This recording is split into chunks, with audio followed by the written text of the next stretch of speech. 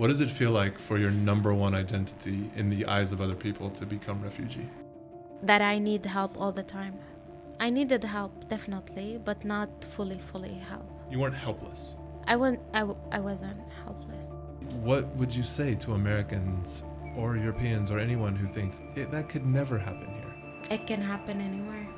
It's not about freedom. It's not about... Because I think in every country now, there's someone who's ruling or controlling everything, even media. What were your dreams? To have a house.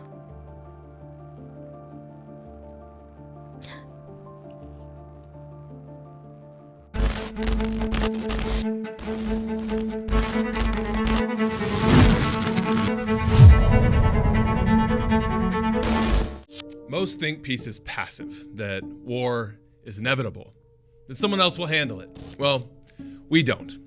Welcome to the Department of Peace, where dreamers and doers like you and me and all of us who are fed up with the way things are working together to forge a different future. We build when others burn. We stay when others walk away. And we don't just talk about peace.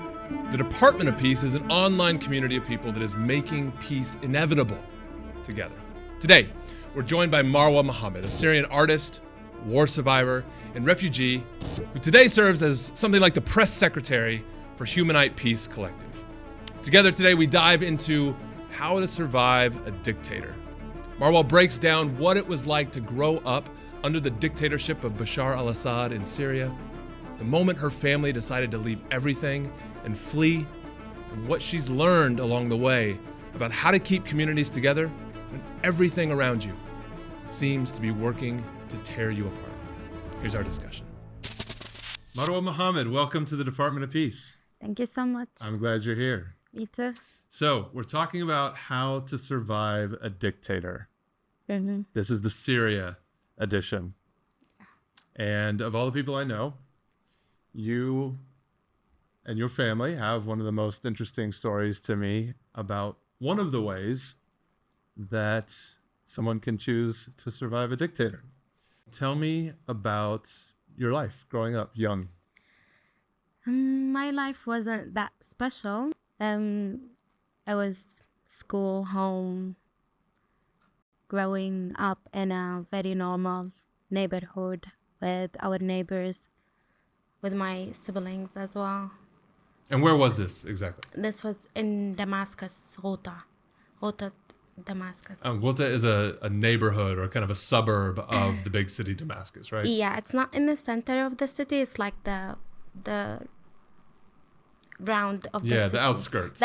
Yeah. So what years are we talking about here?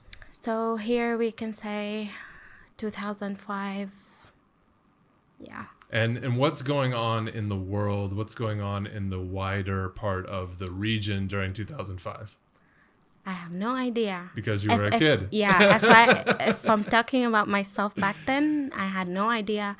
I had no idea what Shia Sunnah is, what other religions we have in our country. We just knew that this is our neighbor, this is our family members. But now 2005 is not when you were born, though. No. When were you born? 95. Okay, so you're about 10 years old. Mm-hmm. Why did you choose to say 2005? What is it about being 10 years old that was like an interesting place for you to say 2005? I think we were more settled. We were more in a safe financially safe, like in the city. And we were not moving a lot from a place to another. So we were settled in the same house for... And had that not been true for your family from 95 until you were 10 years old? Was there a lot of moving around? Yeah, we moved around a lot. Was that for work, for different things for your parents? Or? For my parents, like financially, we moved. They were living with their family, and then they moved to another house, and then another house. We sold it. There was a couple of financial... But somewhere about 2005, you're 10 years old, and life is kind of feeling good and normal at that point. Is that right? Mm-hmm. Yeah. What was normal like? What felt good? Why are those good memories? You wake up you go to school, wait for the bus, normally like any kid. Especially I think it's because of one of the memories. We had snow at this time when in this house, like it was snowing outside and we were waiting for the bus, me and Yasser, my brother. We're kind of twins since then.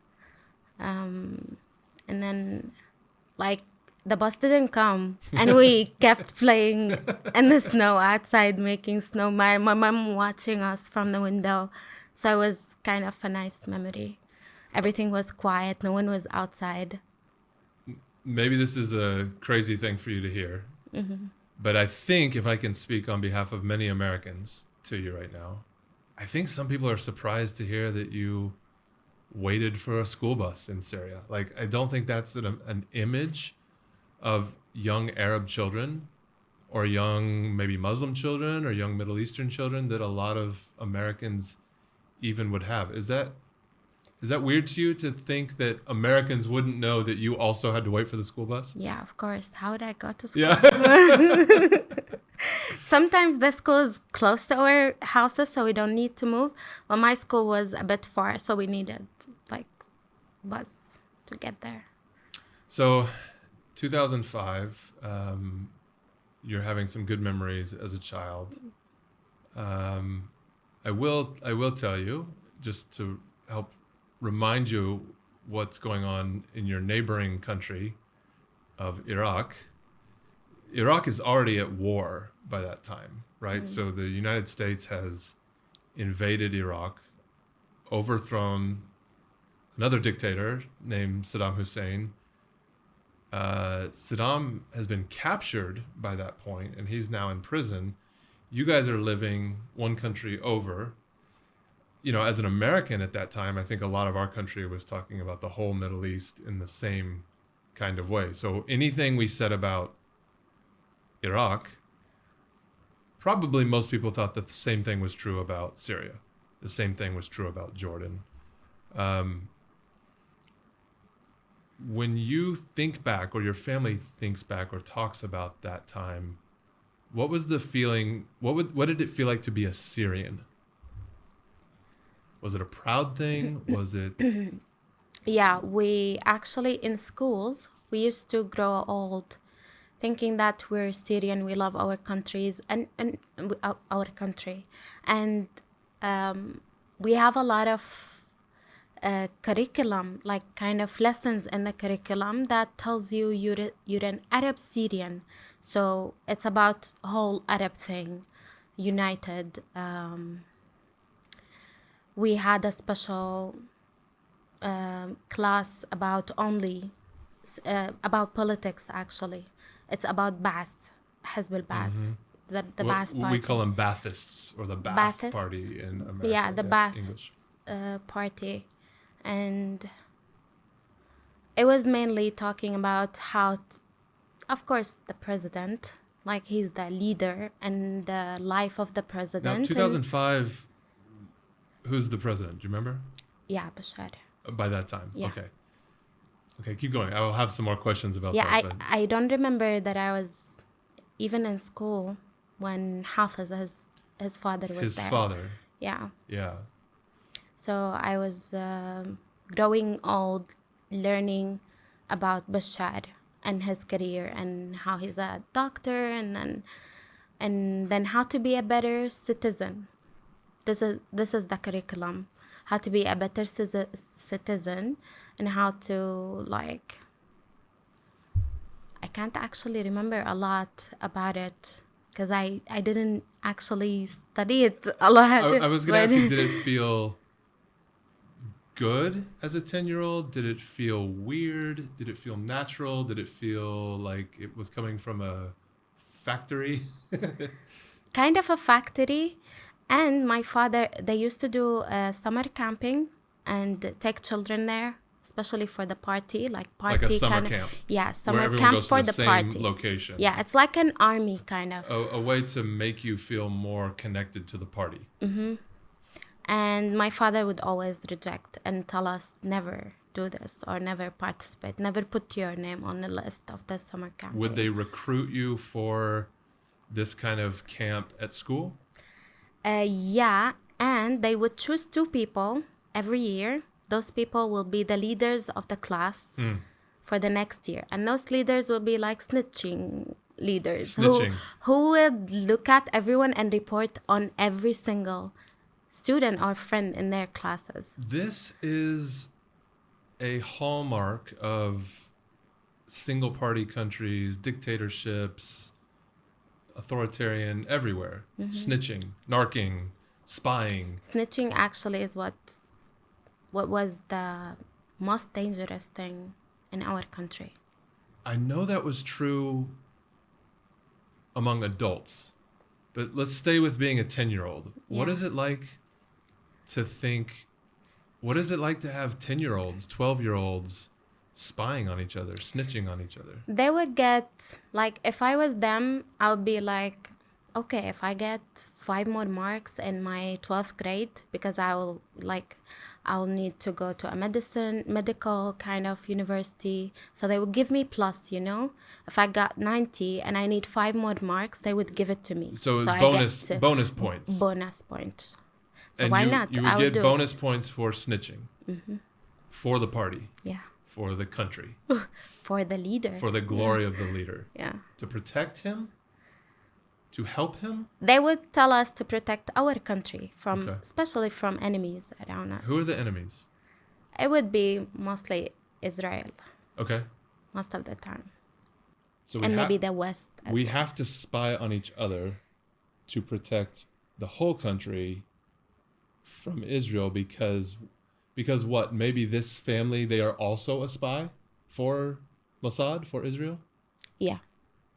We would have some kind of those stories as well. Even in drama, in TV shows, they would talk about it a lot. That's how I grew. So your dad had the vision and the conviction to not allow you to participate in summer camp. Did this put you in a position where you have your classmates, they're suspicious of you because they're spies, they're snitches. Yeah. Does it also put you in a position where you're suspicious of your classmates because they're snitches? I don't think I was thinking like this back then. Does this become a name or like a bad word that people call each other in the playground? No, never. Like a snitch. We can't say that Because about them. It's too true. It's too dangerous. So we have, it's not only about the manager of the school or the teacher in the school, or we have other employees And in the schools school. are political organs, right? Literally political, because in every floor in the school, or for example for grade 4, they have let's say supervisor, but the supervisor is from the party. A party functionary. Yeah. And this person who's responsible for those children in each class, the leaders, or they would call the chief of the class. So even in the outside, you can't speak a lot. So we can't speak about politics, and that's how we were growing. Like, our parents wouldn't actually involve us in any of those. Like, okay, just don't go to the camp, but they don't explain why. Yeah, they wouldn't explain. So it would be something normal. That's it. From grade 1, I don't participate until 12th grade, and I will not participate forever. Especially because you didn't know the reason, did you feel like you were missing something that was really cool? For me, no. Maybe for other kids, not sure. So, do the camps work? Do they, for the people who go, do they become more loyal to the party? I think so, yeah. So if you are with them since grade 1, you would stay with them until maybe even university or after that. It's a recruitment tool. It's a training tool for the nation. You'll be one of those supervisors maybe in the future. Can you get better jobs and better pay if you come through camp and then through some kind of maybe club at university, and then if you stay on this, if you stay with the party, are you going to have greater opportunity to get jobs and pay? Of course. if you have a history with them, then you're more loyal than another person. And so it sounds like your family was not part of that system. So No. do you remember, or have you heard any stories from your parents where not being a part of the party, not being loyal to the Baathists, to the Assads, created a special kind of problem or hardship for the family, for your dad? Not actually, because my dad did not finish his school, and he joined there's an army training. He was speaking about it a lot in front of us, how hard it was, and it was during winter, and his friends, and he used to speak about it a lot, and how he cooks there. Of course, the cooking part was the funniest, but he was working in a, what do they call it? Carpentry factory. So he's a carpenter, and he has a factory which is very, very far from the government or the political kind of part. He had clients all around Syria, even in Saudi Arabia. They were like, he was shipping to them stuff. So I don't think so. He was directly speaking about it in front of us. So let me take you to the United States in 2005. Okay. You know, this is a couple years after the big attack on our country called September 11th, 9/11. I think everyone in the world, you know, still mostly knows about that. But for Arabs, for Muslims, for people across the Middle East, it definitely affected your lives in a unique way. And sometimes I'm not even sure if everyone understands how it affected their life. Here's one thing I want to ask you about.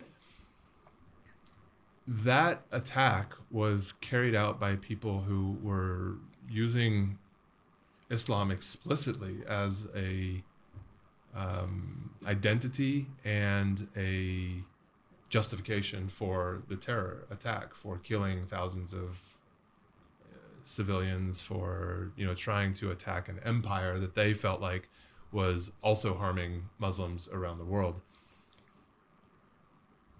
Tell me about Syria as a country, or most Syrians or Arab Syrians, however you want to talk about it. But my perception and my understanding is that Syria was not the kind of Muslim country that maybe most Americans were thinking about when they were thinking now they were going to go do this war against terrorists, Muslim terrorists in the Middle East. That wasn't Syria. Syria wasn't really ruled by Islam. Yeah. It was ruled by something different. Do you have enough memory as a child what that was and what it was like? We, as the people, not the government, as the people, I was growing in a very, not let's say very, very Muslim kind of area, but the Ghouta in general, the way they wear their hijab, the way they wear their clothes, it's the Muslim kind of strict Muslim place. But inside Damascus, when you go like couple of meters, a couple of, I don't know, hundreds of meters to the city, you would see like people without hijab, people with hijab, Christians, Jews. We even have neighborhoods. It was like a diverse city. Full of diversity. And a big important city in the Middle East. Yeah. Like no one cares what is your religion or whatever. Only in those kind of, you know, the outside of the city places, it would be strict a little bit. But inside the city, no, everyone is Did you free. receive a religious education in school? In school, of course, we had a lesson for religion, but if you were not Muslim, you would go outside of the class, actually, not have the class. They will not give you special curriculum if you're not Muslim. You'll just go outside of the class. And It wasn't that much strict. Is it fair to say that the religion of Syria was the Ba'ath Party? That's the real religion. Yeah. That Assad is the Assads are the real prophets. God. Yeah. Is that accurate? Literally God. Yeah. Yeah. So tell me a little bit about the Assad family. A lot of people didn't probably care or pay attention until, I don't know, 2011, 2014, maybe 2024 after this government falls. But the one that a lot of us know about, Bashar al-Assad, he was the son, and maybe not even the favorite son, of the father who also ruled the country before. Tell me a little bit about the family, what it's like to have, how does a country pass from one leader to the son, while also calling itself a democracy? Like, From my opinion. yeah, your opinion, what you heard about from friends and family, what you know about the history. First time when they chose him, we thought about him as an educated person. The son, Bashar. Yeah, the son Bashar, who was better than his siblings, actually. We thought that he was educated. He went outside of the country, studied, and he's a doctor, and he looked and seemed nice when speaking. Tell me about the dad before him, and tell our listeners a little bit about the dad, because you only thought he seems nice, I think, compared to what? To his dad. So I think it's because I was a child, and the technology, it started to be more more involved in our lives. So the dad was more outdated, Even in school you would see everything is outdated, but when Bashar came in, he took the role. A lot of things actually changed, even the uniforms for the school. People used to wear this kind of green army color for their schools, and it changed to something different, which is blue, more modern. More British, right? More modern kind of Because he studied outfit. in England, right? He was in Britain. And you would see, I think it's because of their marketing. They would do that to make you feel, different. So that's how I feel. It starts from even clothes, streets, maybe including more technology in your study. These kind of things that makes you feel, okay, we're heading somewhere, not like before. The dad has a pretty bad reputation for a lot of people. Tell me about... Especially for my family. Okay, tell me more. Why? Okay, so this is a deep story. I was a kid, but when I grew old, they told me about it. One of my uncles, he used to go take lessons in mosque with Sheikh. So back in 84, the massacre that Hafiz al-Assad done in Hama. A city. Yeah. North of Damascus. Yeah. And this was because Hama went against him. And it was the Muslim... they wanted to do a Muslim party. So he started taking every person he suspicious that this person would be involved or was involved in this story, which is person who takes lesson in mosque, person who has friends from the mosque. So my uncle was one of them, one of those who goes to the mosque, have a lot of friends, doctors. Now, the Assads are not Muslim. They're not like proper Muslim or mainline Muslim, right? Actually, what do they call them? Druze, right? Alawite. No. Alawiya, yeah. The Alawiya are kind of Shia. They are Muslims. They believe in Quran. Okay. And they have some of the Shia kind of... The Muslim party in Hama was a Sunni. More like a Muslim Brotherhood kind of offshoot. Yeah. Like the strict Muslims. They want... Just similar to the Egypt Muslim that wanted to take... The Ikhwan. But of course, I don't think that violence kind of Muslims, but I don't know, actually. I'm not going to go into this. But, so they They were So suspicious. anyone suspected of being close to any of that was a target for suppression and for detain. They detained him for a couple of years. It wasn't like month or two. Couple of years, and he still has marks I'm on sorry, his who's this back. now? This is my uncle, Okay. my dad's Your father, dad's father. my dad's brother. So your dad's brother in Hama gets arrested, mostly just for doing normal Quran lessons. Yeah, he was normally going, and he had a lot of friends there, like doctors. They were doing lessons. 84. So he's a teenager himself, maybe. He was not teenager. He was still in university. Okay. Yeah. So he's arrested. He's arrested. Your He dad stayed loses touch with his brother for years because he's being held. and no one can ask about him. Yeah. And you can't reach him. It's not like any other prisoner you can reach or visit. And no one trial him. Like there's no trial. No trial, no evidence. Nothing. Just holding them, and then they released him. And he still has marks of the... So he's tortured during he this was, time. yeah. Released him with no He charges. had kids as well, yeah. No actual charges, but also no probably certificate that says you are innocent. Nothing. It's just go back to your Yeah. life and nobody acknowledges anything. Does he connect back with the family and your dad and all Yeah, that? of course. He's still in Syria. He's a bit sick now, but... How did this affect? So I said the father doesn't have a good reputation. You said, yeah, especially with my family. How does this affect your whole family? I think that's why my dad didn't want us to be involved in the politics, especially in school. And we were super far from that. So it affects. And when we had to run, we just ran. We didn't stay because he knew them. He knew them, what they are capable of.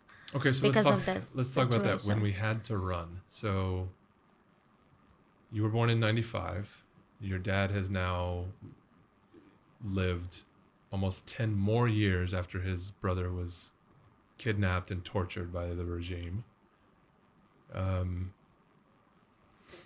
Was your dad and the family using words like regime? Is that a word that people think about at that time? No, we use very other words. Nastier words? Yeah. So there's so much I want to talk about. Tell me a little bit about that. Tell me about the difference in how you talk inside the house and how you talk outside the house when you're trying to survive a dictator. When the Thawra started, what is that? The revolution. The revolution started. I started going into the protests, and my dad had a lot of concerns. This is 2011. Yeah. And how old are you? I was By that time. 16. Okay. Yeah. And I was just going out from the school and then seeing everyone gathering around and like going together, singing, holding flags. And what are we protesting in 2011? 16-year-old Marwa, what are we protesting? I was just going for fun, Okay. actually. Yeah. And protesting against what happened. I just remembered that the thing in Daraa happened already. So there are kids who were tortured. Can you tell us what you remember about happening in Daraa at the start of the Arab Spring? The torture of the kids. Okay. Yeah. Kids wrote something on the wall, which is not like Assad would not be pleased about it. And then they arrested them. The government arrested them, and then they tortured them. And some of them died, actually. And my dad was actually watching it in front of us. So we were watching the news. We were seeing those. This is the southern tip of Syria, the most far south you can go in the entire country on the border. You're living, 2 hours north of there? Hour and a half north of there? Maybe 4. 4? Okay. So you're living 4 hours north outside the capital city, but you're watching what's happening in a different province, like a different state for how we would think about it. And what's your dad thinking when he's watching this local protest? Silence. Thinking. Be silent. Stay silent. Be silent. Stay silent. Did he tell you to stay silent? Yeah. Did he tell Never you? protest, never draw anything about you. this. Yeah. And I used to draw a lot of drawings. What'd you I draw? even drew Bashar as a vampire. Yeah? Yeah. Why did you think he was a vampire? Because of the killings that was happening. Associated with Yeah. this revolution that was starting to take place. Yeah. What makes something a revolution? In American culture, the word is used a lot. The word is used in marketing. It's used when Steve Jobs released a new phone. It's a revolution. What is a revolution when you grow up the way you did? When people come together and decide to do one thing, that's the revolution. And what was the decision that you felt like you were joining when you would go after school at 16? What was the thing you felt like you were all trying to do together? Maybe freedom and having more like a voice in the school, in our school, let's say. Okay. Yeah. Is Because actually, at that time I was a teenager. I was that was your world. older, and I started to see things around me, like these supervisors, how they supervise us. And when the revolution actually started, I wasn't thinking, why should I be or where should I be, on what side, with Bashar or against Bashar. And I would see my friends in the same class, some of them being with Bashar, maybe just because they are scared or their family are, and out loudly saying they are with Bashar, and I'm being against him inside because of what I'm seeing, and I'm feeling this is the truth, what is happening, and then being like against him, but I can't speak, and then being afraid to even draw something against him. That's what made me maybe go into those protests, like why not drawing, why not speaking out loud, or like why didn't he came out with a reason, for example, to say what happened to these kids, why they were killed. Tell me about the truth. Yeah, tell me about the truth. I think as kids would feel what's the truth and what's not. So we have something that says futra. So every person, like they get born into something and then their family like drag them into a path. But like still you feel the truth. It's an internal guide, an internal compass or conviction. Maybe. We have a saying that the truth is the first casualty of war. The first thing to die in war is the truth.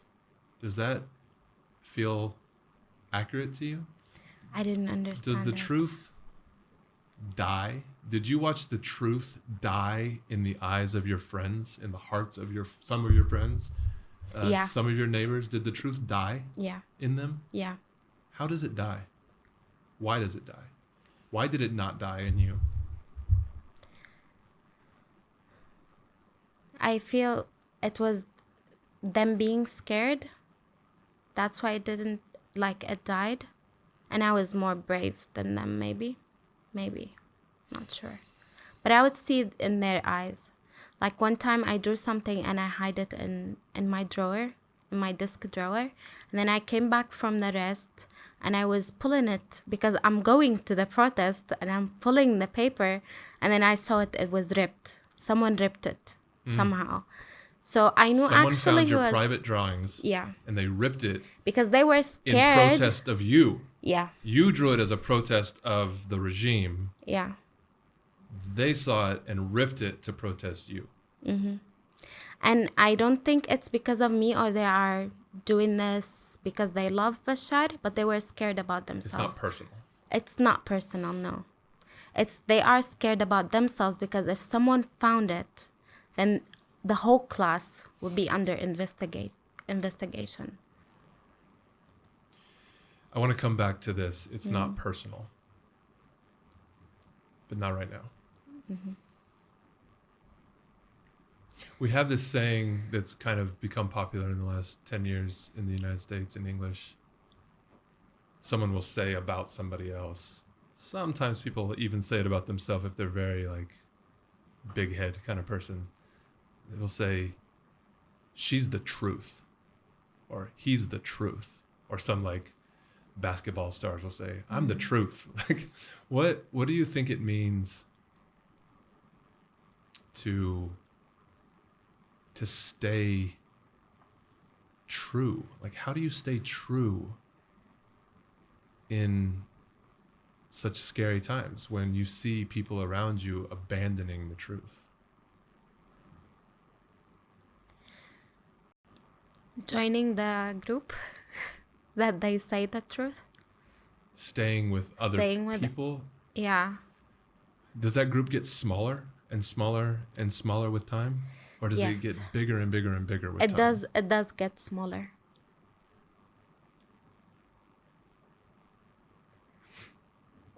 When people leave the truth or they leave the group, did it feel like they were leaving you? It did. And doesn't that feel personal? It does.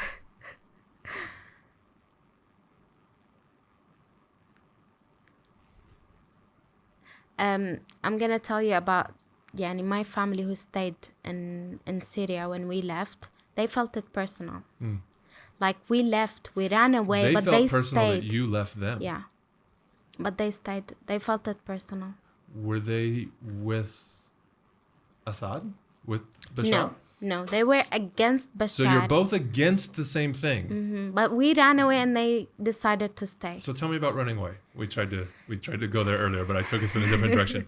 So you're going to protests. Mm-hmm. Your dad says don't go. Mm-hmm.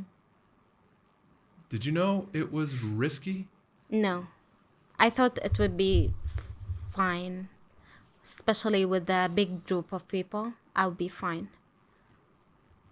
But then it became bigger and bigger. So it was small groups, not very, very large groups, and not going very far from the place where we are, like the city we are in. Now, does your city have a bad reputation at that time? It will come to have a bad reputation for some people as the war goes. Mm-hmm. But at this time, you mentioned earlier the traditional hijab, the traditional clothing, the traditional beliefs, the much more, maybe if I can use this word, correct me if I'm wrong, closed kind of thinking of your area. Was that true at that time, 2011? Was the Assad government going to look at Ghouta and think, this is the next Hama? This is the next place where the revolution will, especially like the Muslim Brotherhood, Islami kind of revolution is going to come from? Yeah. They did think that. They did. So you're protesting in this area that is already going to be a target. Mm-hmm. But I wouldn't feel that. But you didn't feel it. Mm. You didn't think the thing that they just did to these boys in Daraa, you didn't think they would do it to you. I don't know why I didn't, but my family definitely did. Mm-hmm. And I wasn't scared of it, even if they took me. Was it fun, the protest? Yeah, super fun. How many times did you go? 5-10 times. Was it 5 to 10 times? Angry, or was it a party? No, it was just like someone is the leader who's singing, and you repeat after this person, and we would just walk around in the streets, and then people would join us, or people would drop. And then you go get falafel. Yeah. And then I would just leave them and go back home. This is the revolution. Yeah. So somewhere along the way, the fun stopped, the party stopped, the falafel stopped, And something changed. What changed? When What do you remember changed? it changed? We used to do it only inside the, let's say, neighborhood, and not go far into the city, Damascus city. So there's like a square where if you pass the square, you will be inside the city. And when people tried, one of the weekends, they decided to make this protest very, very big and then go inside the city, Damascus city. And they were just marching. They didn't know there were snipers everywhere. And when they were trying to get into the city, they started shooting. So your at them. protest group, Yeah. your people, they started sniping and picking off and killing And people. in this protest, my dad was there without telling us. Whoa! I Plot wasn't twist. there. I So wasn't you there. didn't go, Yeah. but Dad joined the protest. Why? Because he saw everyone was joining, so he had to join.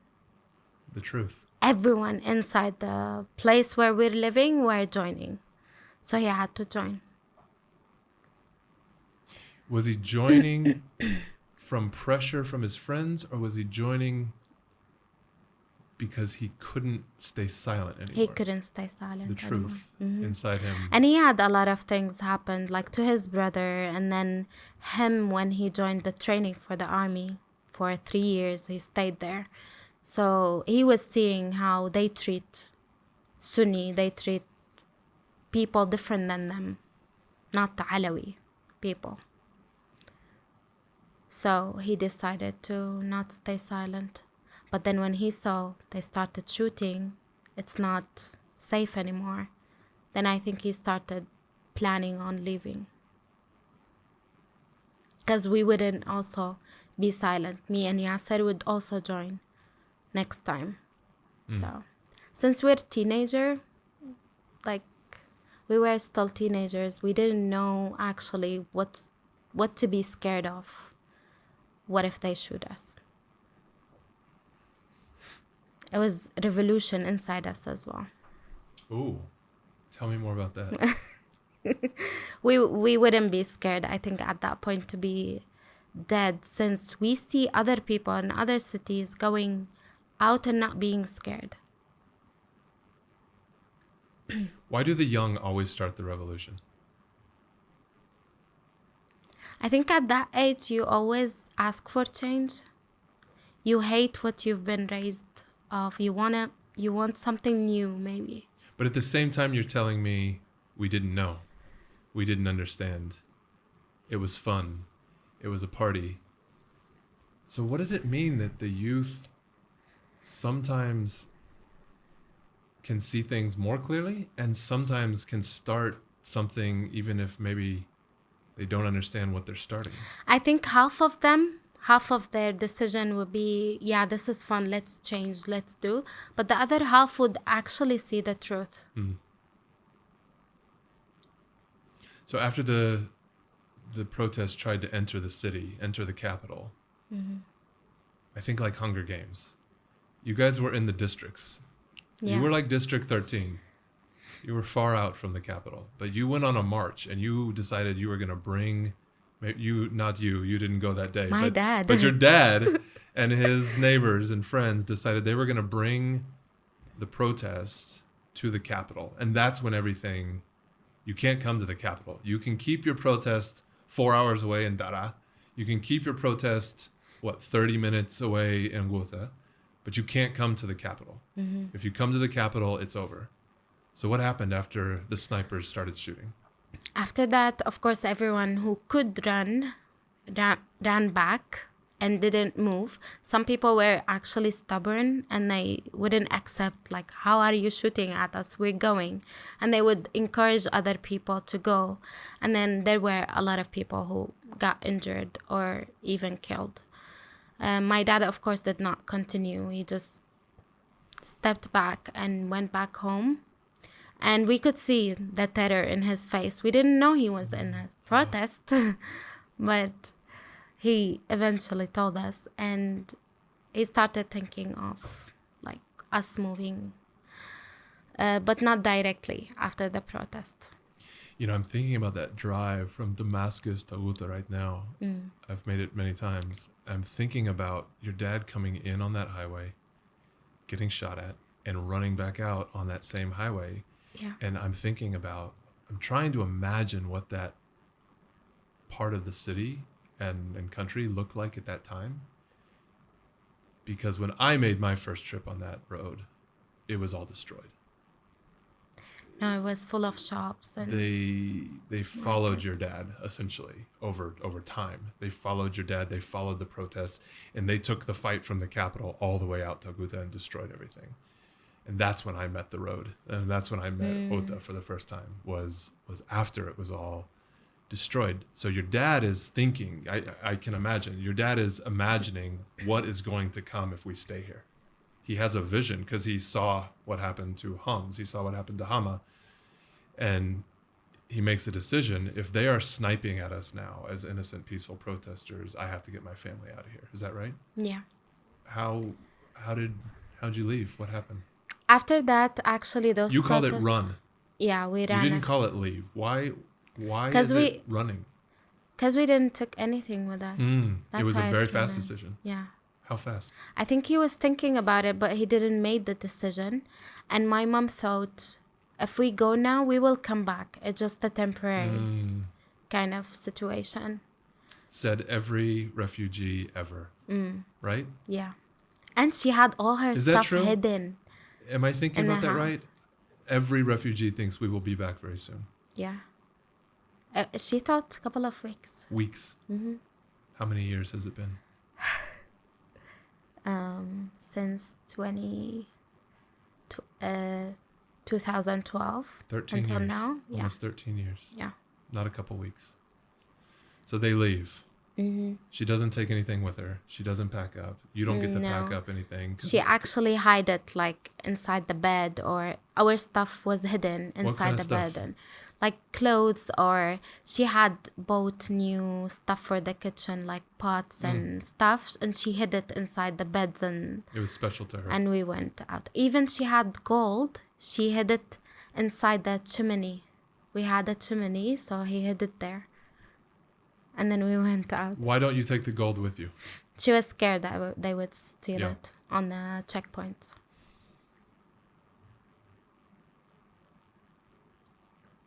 So where do you go? To Lebanon. And how do you go?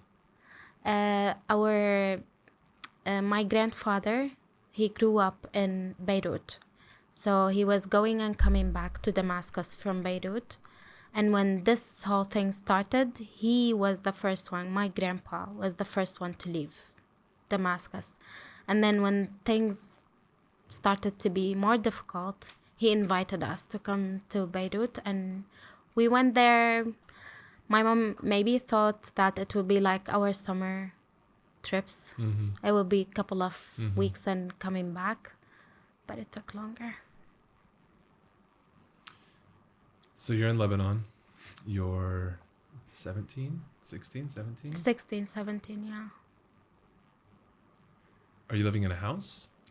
We lived all in one house with my With the grandpa, aunties. All of them have kids and married, and we had to live all in one house because back then everyone flee from Damascus to Beirut, so no houses anymore. Beirut For was renting. filling up with Syrians. Lebanon was filling up with Syrians. And there were no organizations back then to help, or camps or anything. Nothing. Lebanon became 25% Syrian starting in these days that you were living through, that you were part of this immigration to Lebanon. Yeah. You start your life over. What is it like to Zero. start? What's it like to start from zero? My dad took the best decision back then for us to run, even to start from zero. Because we would have been dead, all of us. You respect your dad for that now? Yeah. Did you definitely. respect him at the time? I don't think so.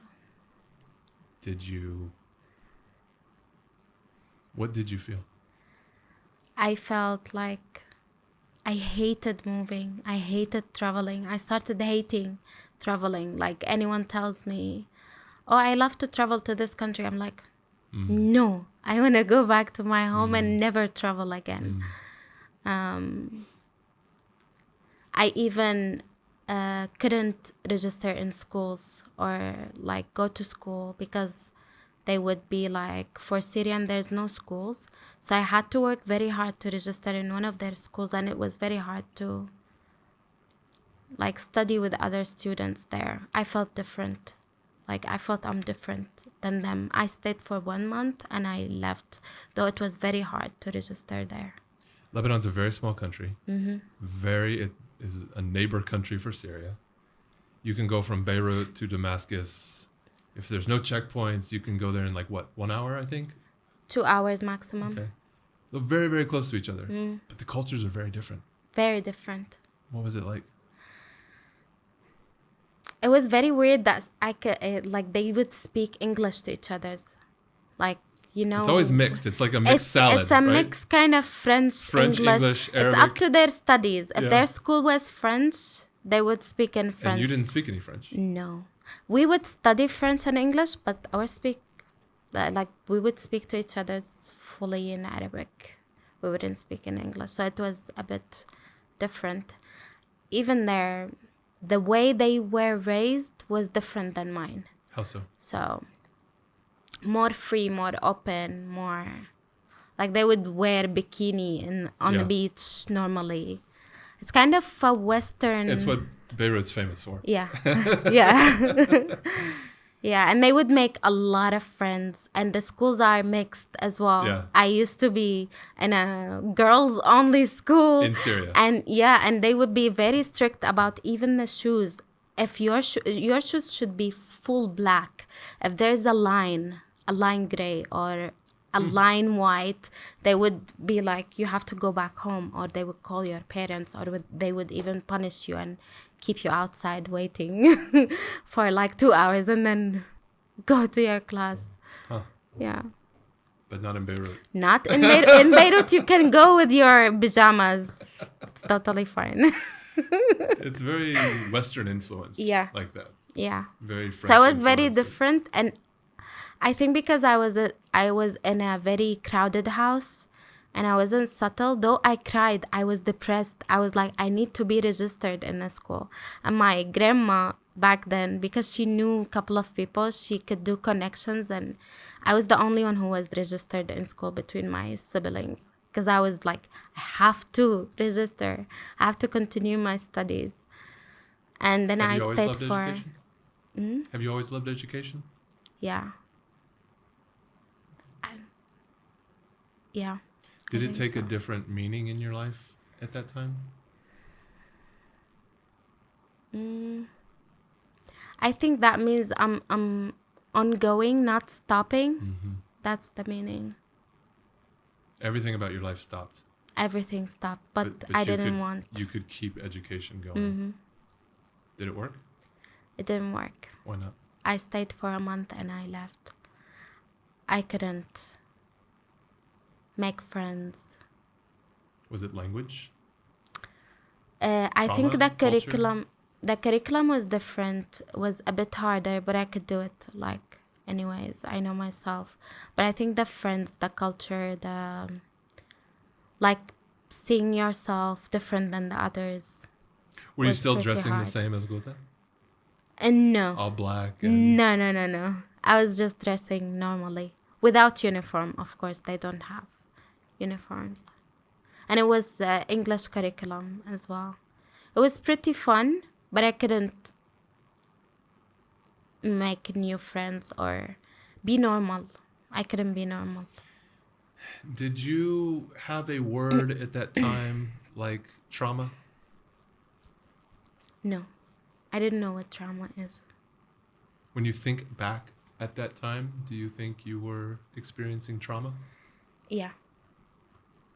Trauma from everything, like leaving the house, leaving the school, leaving even our pictures. Until now, I have trauma from this. Yeah.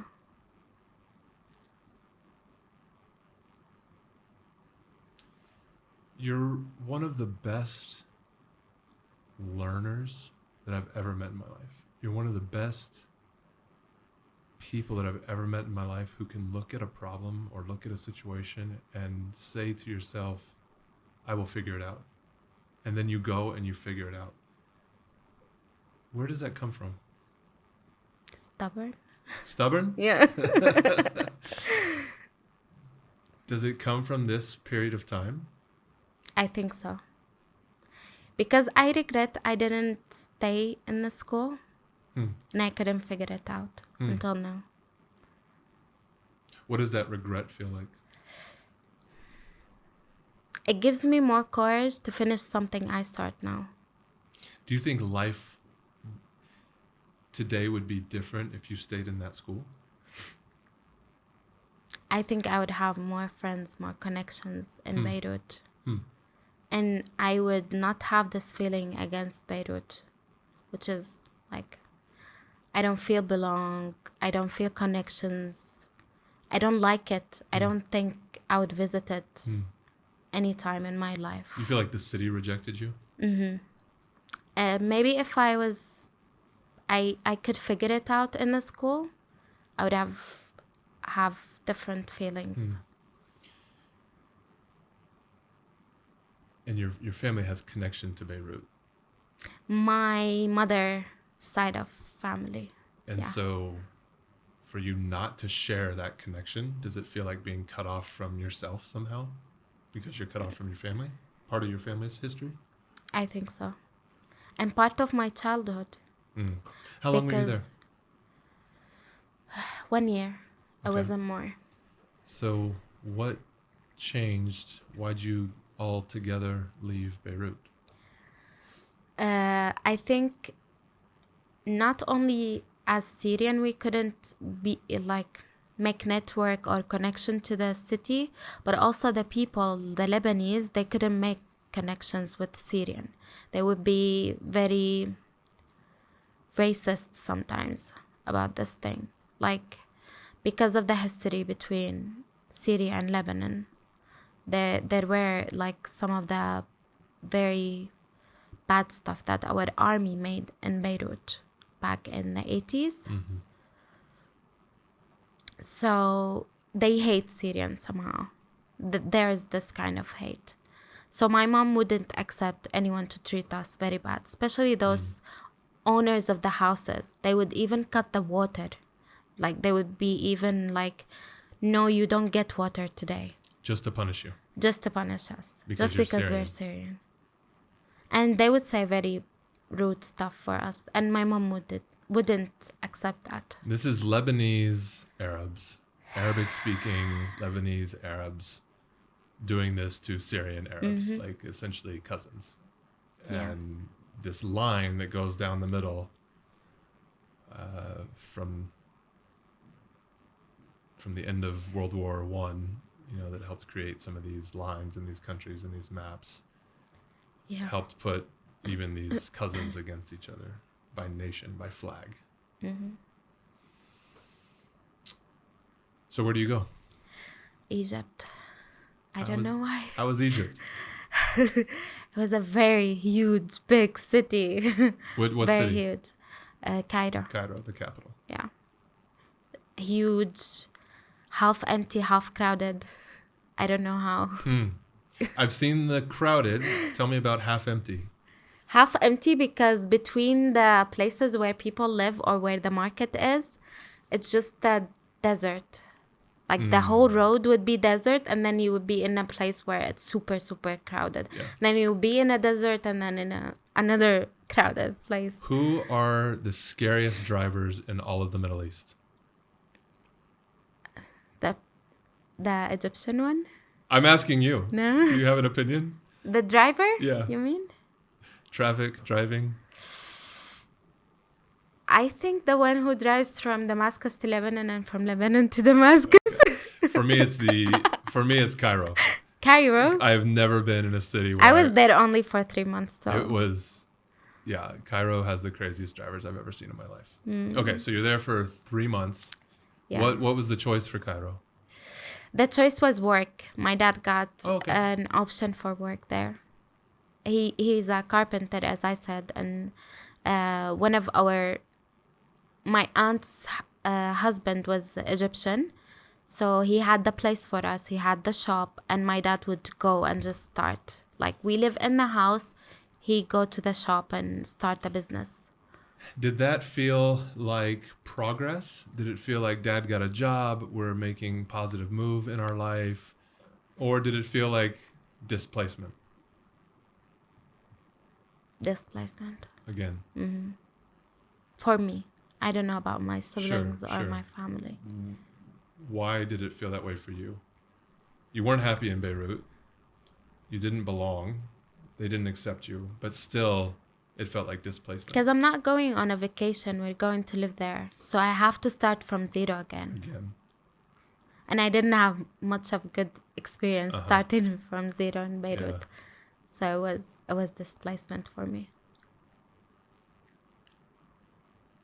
After 3 months, what happened? After 3 months, didn't work. We spent all the money we had. My dad had a car in Syria and he sold it before we go. And from that money, we traveled and we stayed there for 3 months. But we spent all what we had without him making any progress. So we had to leave. The new job wasn't working out? No. What he was getting paid for, we were spending it only on breakfast. One meal.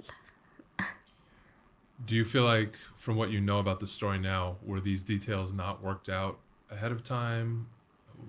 Why did the budget and the job and everything not work out? I think because if you're going there as a business owner, it might have worked. But my dad didn't study it very well. He went there, he started to work with someone, and he gets a salary. So that was the wrong decision. So the money's all gone. You've just moved again. Now what? We had some money to travel to Iraq. Just enough. Just enough for the flight. You flew? Yeah. And why Iraq? My uncle was here. Okay. His wife is Iraqi. So you went with one uncle, that didn't work. You went with grandpa, then that didn't work. You went with one uncle, that didn't work. So now let's try another uncle? Yeah, my other uncle, he went even before the war with his wife. Before the war, from Syria? Yeah, from Syria. So the main family in Syria is going in different directions. Grandpa goes to Lebanon. Is the uncle in Egypt also from Syria originally? And my aunt, yeah. Okay. All from my mother's side. Okay, so they fled Yeah. the revolution and the war and went to Egypt. And now you're going to the third family member who went in a different direction to Iraq. Is that right? To Iraq, yeah. Okay. And he promised us of good, even if you're going to work, you're going to be good financially. And he made the visa and What everything year is for this us. approximately? This is 2013. Coming to Iraq. Okay. So the Arab Spring, all these revolutions are still going across the whole Yeah. country. Actually, the Arab Spring region. affected us leaving Egypt. Yeah, because this was the Tahrir Square time, and Sisi kind of this is after Morsi. this is after the elections, which were in 2012. And so Sisi's come to power. No, Before even Sisi, no, Morsi. this is the Muslim Brotherhood come to power. Morsi comes to power, and then is overthrown by Sisi. So you're there in the Sisi days. Before the Sisi days, a lot of people were against Morsi, I think, because he was with Syrian. There was some kind of, they connected Syrian with their politics somehow. I don't know why. Well, especially And coming they started after, hating I mean, us. especially coming after the secular rule of Mubarak, then to go to Ikhwan, the Brotherhood, was not acceptable for so many people. Yeah. And then the military comes in and overthrows the government. And we have you're living under another dictator now, Yeah. actually. Yeah. It didn't feel safe as well there for us to go to schools because of those revolutions as well.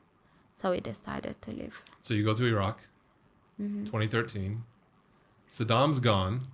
by that time. Yeah. The official American invasion, occupation, war in Iraq is over by that time. American troops have at least officially left. But something is happening in the background that time. You come in 2013. What was it like to land here at that time? It was super different. We're sitting The in buildings. Iraq. We're sitting in Iraq right now. We didn't say that for our Yeah. audience who's listening. It was super what? Different. Different. Kind of building. First impression about the building, the mountains, The style. the style, the kind of style. When we went to So Cairo. you moved to the north. Yeah. Northern Iraq. Yeah. Because you mentioned mountains. Mm-hmm. Okay. So it was kind of cleaner, kind of air. Then Egypt, yes. Than Egypt. Then Cairo, Yeah. 100%. Yeah, it was totally different. Not super crowded like Beirut or Cairo. It was kind of clean. I felt kind of safer than other places here. 2013. Maybe So- because it's similar to the weather and everything we have in Syria, or the first impression I had. So it's been a very, very hard 2 years for you. One day you're going to protest for fun and having a Next party and eating falafel. And then the next day you're fleeing the country, starting a new life, then fleeing that country, starting a new life, then fleeing that country and starting a new life. Mm-hmm. Is that right? Yeah. How did you know I ate falafel going to school Because you're or protest? You're, It was on the way, actually. The guy was on the way. We You were have to. doing that, you yeah. have to. Because I know where these guys set up. They set up wherever there's going to be kids walking to school. Yeah.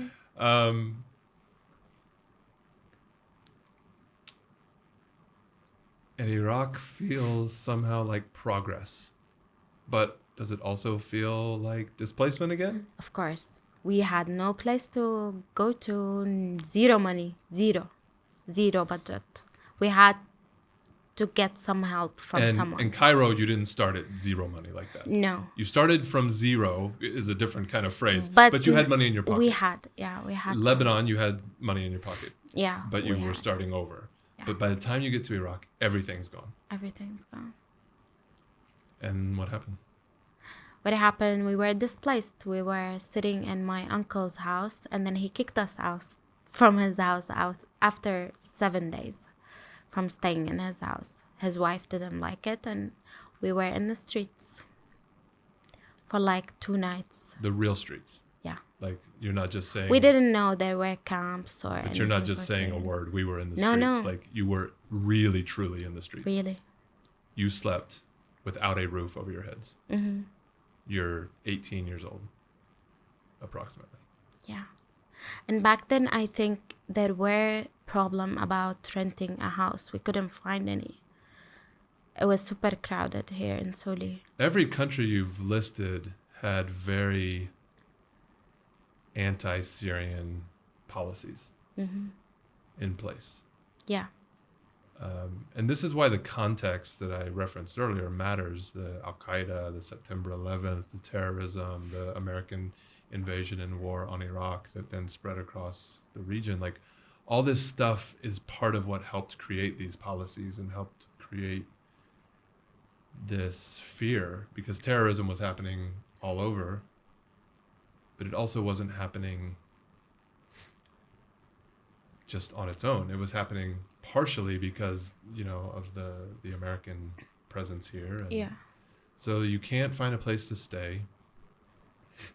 You can't rent a house.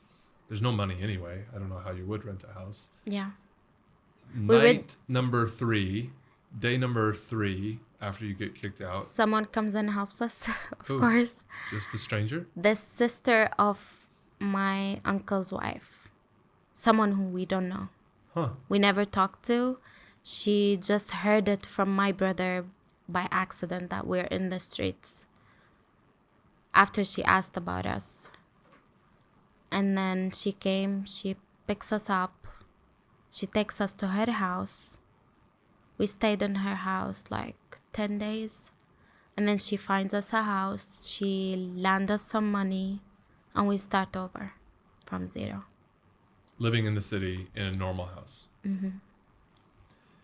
When I met you the first time, it was maybe 3 years after that, approximately.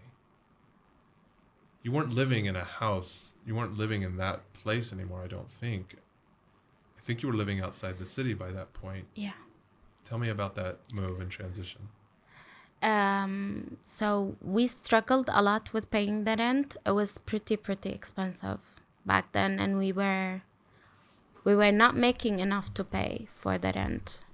So we were just landing money from people for a while. And then it happens that my mom went for iqama, for papers. And then she met this woman that told her, we're doing this and this and that. We're going to the camp. They don't let you pay anything. You just get the land, stay in the tent. You can even build a room and stay there. And she liked the idea. The reason I'm asking about this one, I'm not just trying to follow your story, like tell me about every year of your life, but this is a big transition point. Because in this one, you move from a house in a city where you can blend in with everybody, and you move to a refugee camp for the first time. You've been displaced 2 years, almost 3 years maybe by this point. Yeah. But you are moving now to an actual refugee camp. Did that change your... Well, let me say this. Did that feel like progress? It sounds like your mom was thinking of it somehow as progress. Or did that feel like someone put a label on you for the first time, refugee? It felt like label, but at the same time, good to see other people who shares same faith, same feelings with you. So all this time, I didn't see anyone share same feelings as me. Did you think you were a refugee in the house here in Iraq? In the house? Yeah. Kind of. Did you think you were a refugee in Cairo? Not as a word refugee, not as a word or as a 100% refugee, but you would feel displaced. But I didn't know that I was labeled as a refugee until I am in the camp. Until you were in a camp. And then everyone in there has the same label. It's not even Syrian anymore, primarily, if I'm thinking about it right. Yeah, they call us refugees. That becomes your number one identity. Yeah. What kind of refugee? Okay, Syrian. What kind of refugee? Arab or Kurdish or something. Yeah. Muslim or Christian or something. Even the name of the camp, they don't refer to it as Syrian. They just say Barika Refugee Camp. Refugee. What does it feel like for your number one identity in the eyes of other people to become refugee? That I need help all the time. Did you need help all the time? No. Is that the truth? Is it the truth that you were the way they saw you? I think so. I needed help, definitely, but not fully help. You weren't helpless. I wasn't helpless, no. What's the difference between needing help, between being treated as someone who needs help and being treated as someone who's helpless? Helpless means you're sad, you don't have any dreams. You're isolated. You don't have hope anymore. But needing help, it means you have a problem, one problem, that someone can solve it for you or help you solving it. But being helpless means that's it.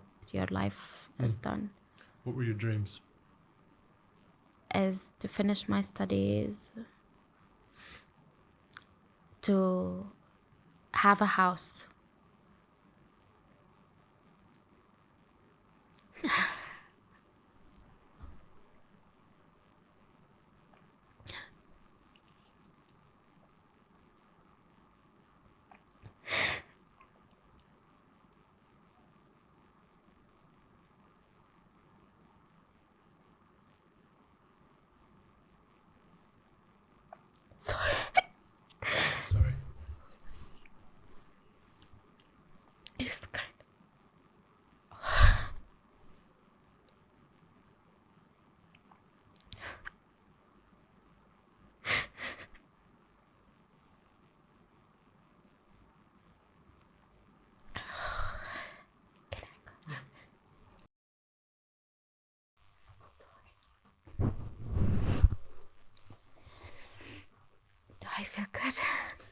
Do I look good? You look good. Is there mascara? No, you fixed it. Okay, good. So, what was that? You felt something very big. Let's move. You want to move on?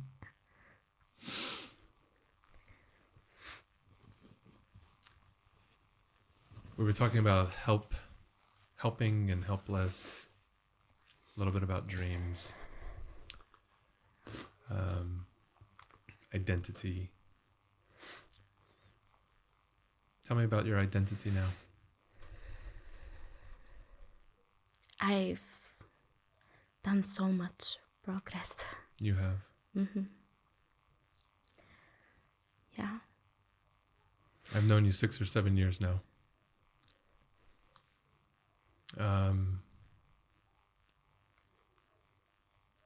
Maybe I'll say a few things while you breathe.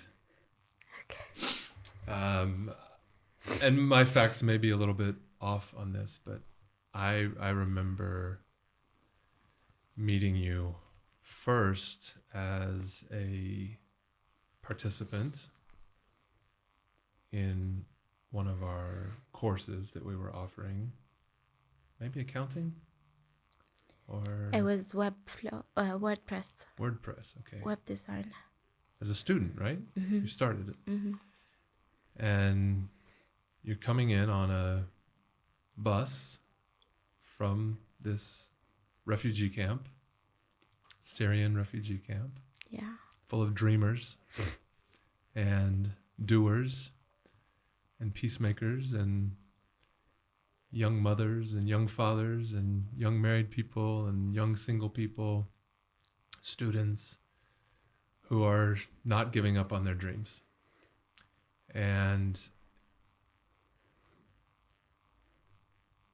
you took WordPress class, and then in some time, I remember that now you were being hired to join the team, actually. You weren't a student anymore. And now you were becoming a teacher, and you were going to start teaching other students from your same community, from the same refugee camp, as we called it and as we all knew it. And am I remembering right now that you started teaching accounting software or something like that as well? And for, I don't know, a couple of years, you were teaching courses and helping provide jobs and education and training to other people who had been through some kind of story very similar to yours. You know, maybe not everyone went to so many countries or whatever, but everyone was running. Everyone was trying to be safe. Everyone was trying to help their oldest son not get recruited into Bashar's army, or everyone was trying to protect their daughter from getting, pulled in aside at a checkpoint by some military guys or militia guys. Everyone just wanted to protect their kids and get out of there. And now you're a teacher, and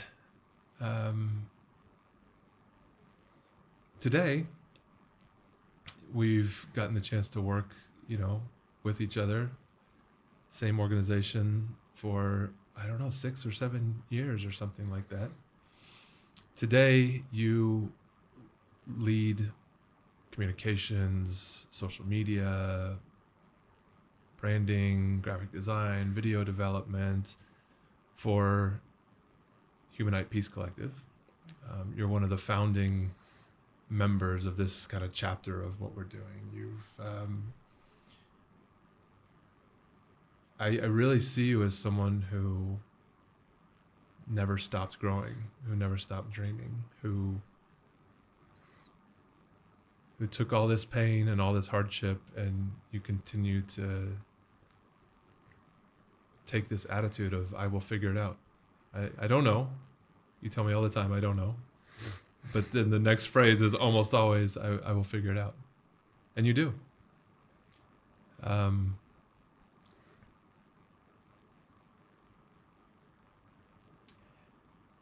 Yeah, I love what we're building together. And you're such an important part of our team and our life and Humanite and Department of Peace. And I guess my question for you is, how do you survive a dictator? By being a dreamer Hmm. and never stop working for that.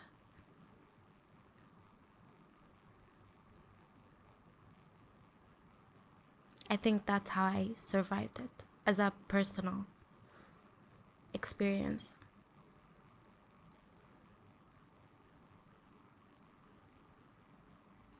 Yeah. I think also by getting the help, not being helpless, but getting the help from the right people. Hmm. That's how you can survive. I imagine you've seen a lot of good helping and a lot of bad helping over the years. Different countries, maybe inside the camp, maybe outside the camp. What does good helping look like? Good helping is, let's talk about aid. So there was those who give food package, or those organization who helps you with monthly maybe money that they would give you, but this didn't actually help me personally. It didn't actually help my family unless it was something that builds for a long term, like something for the future. Us being included in the community more. Us being in the city, not isolated from the city. Meeting new friends, me going to university, me going to, like, learning the new language, making new friends, learning how to provide for myself and for my family. That would actually help me. This is the actual help. So you kind of just said some of it, but let's put it very clear. What does bad helping look like? Bad helping is someone see you as a needy person and gives you something that, okay, take this thing, that's it, and they leave.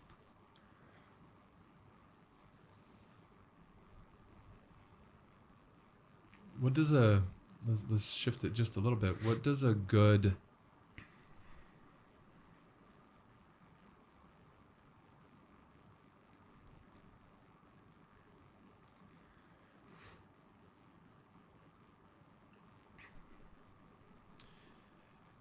the helping, the kind of help or the kind of program is one way to talk about it. Can you feel the difference in the kind of organization that's helping you?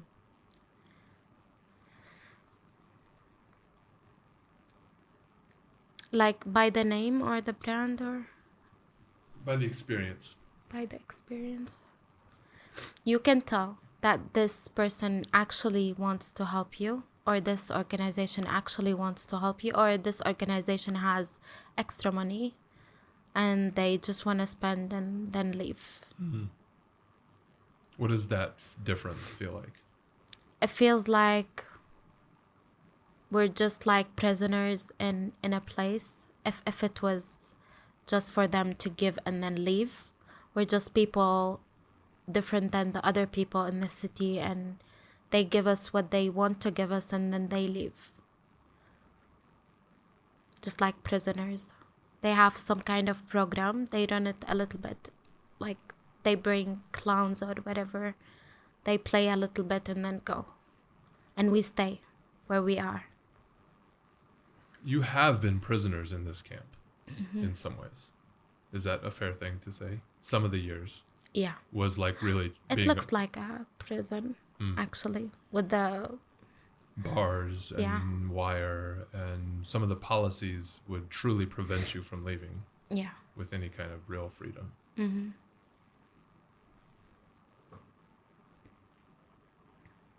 This reminds you that you're a refugee, like even without putting the word on it. The physical things around you can continue to put this identity. Yeah, you see signs everywhere. Are you still a refugee? I am still. I have the refugee. ID.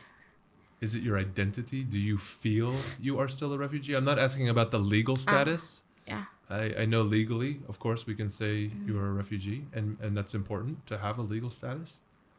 But from a personal identity standpoint, do you still identify as a refugee? No. What changed? Or where did the change happen? When I got my first job, Hmm. I think this changed. Because I think refugee is super, super connected with the needy word. With what word? Needy. Like someone who needs something. But when you get your job, you start provide for yourself and you don't need anything anymore. So that's when Is that why you like our jobs program so much? yeah. Because it's the thing that really changed your life.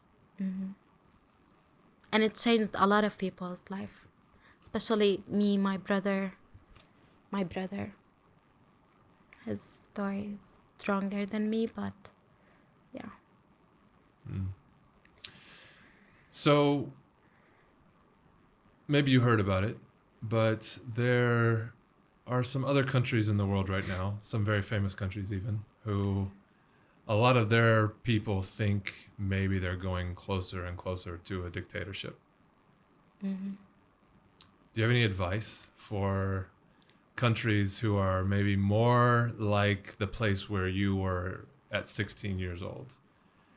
Maybe they're leaving school and going to a protest. Maybe they think it's fun. Maybe it's a bit of a joke or a bit of a party, or maybe the revolution they think about is actually just kind of about their school or their little place. They're not thinking about an entire nation.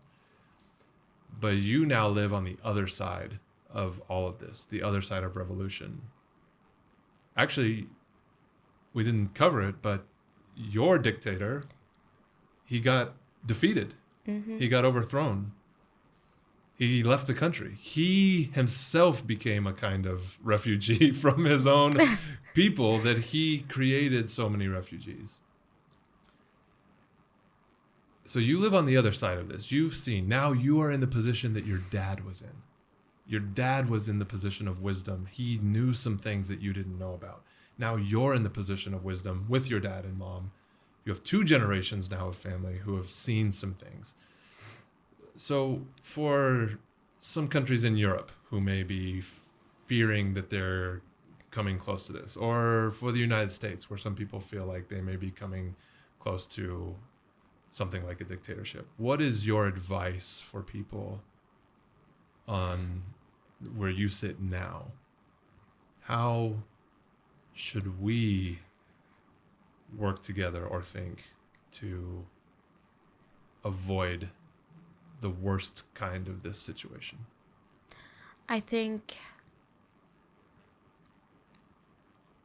they should more be prepared, like for parents to actually have these conversations with their kids about how important this is for our lives, like how this can affect our lives, like what's happening around us. It doesn't only affect those in the government or those employees, but even everyone. Everyone is under the same, they will be under the same circumstances. I don't know how to frame it, but educating, I think, the kids, preparing them for something, or educating them about what's happening and what's good and what's bad. Like you've been asking me the whole interview about how did you know this is the truth? How does a person knows this is the truth about the dictator? Is this a dictator or not? So I think education about this would help. Americans have a very strong sense of identity that can lead us to say, well, that can never happen here. That's Syria. Syria was always weak people, weak country, propaganda. It was always dictatorship anyway. So this is what This is what you get in a country like that. Not America. America is democracy, freedom, wealth, prosperity, innovation. It's not going to happen here. So why? I just sat here, I listened to this whole interview. I thought I was going to get something from someone, and now you're trying to scare me about how America is going to be like Syria? Stop.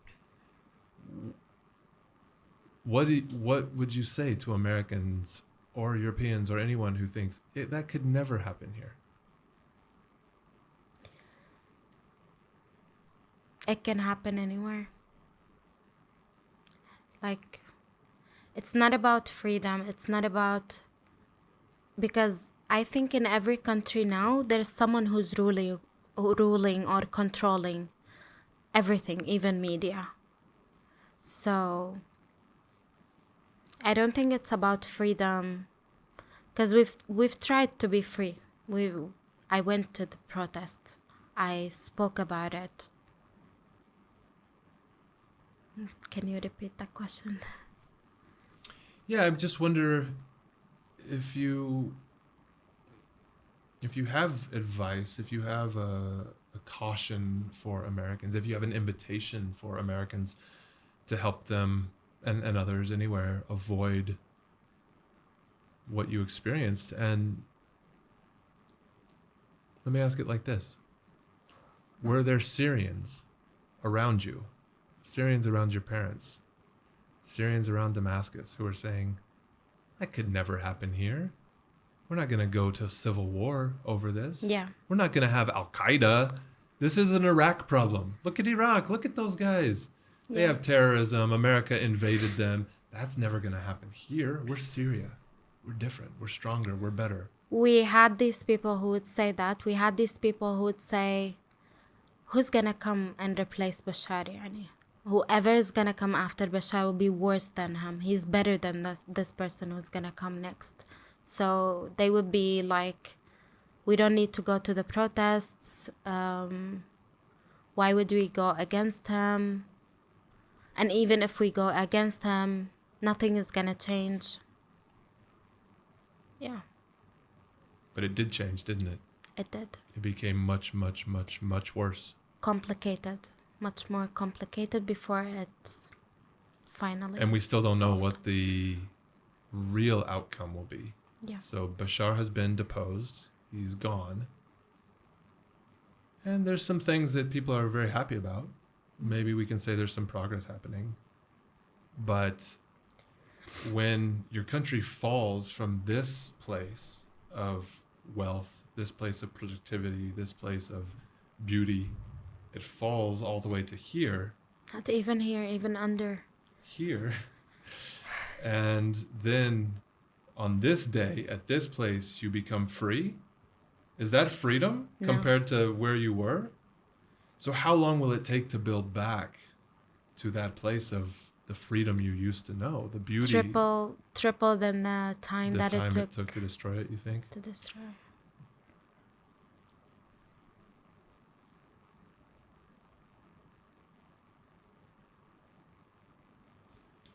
How to survive a dictator. You said never stop dreaming. Yeah. And have your company. Like, have your group always with you. Your people. Your people. Those who shares with you same dreams. Marwa Mohammed, thank you so much for joining us here at the Department of Peace. So glad you're here. Me too. So glad to know you. Thank you. And excited to keep building our dreams together. Me too. We are the Department of Peace. If today's conversation challenged you or changed you or made you think, don't let it stop here. If you're sick of the way things are, but you don't want to just sit in your frustration, I hope you'll become a member of the Department of Peace today. The Department of Peace online community is a space where doers and dreamers across the world are coming together to rise above the mindsets and the systems that keep us down and divided. And this isn't just talk, we're actually doing it. We fund relief work in Gaza, we're rebuilding in Iraq and Syria. And we're producing and touring protest art from Ukraine and the West Bank. When you join us, you'll be joining a community of people ready to help you wage peace in your backyard as well. And we're trying to build a real movement here, and we need you in it. Find us at www.departmentofpeace.world. Share this episode with someone who needs to hear it. Because most believe the way things are is the way things have to be. But I have a feeling if you've made it this far, you're not like most. Which means we really need you. Click below to enlist in the Department of Peace today.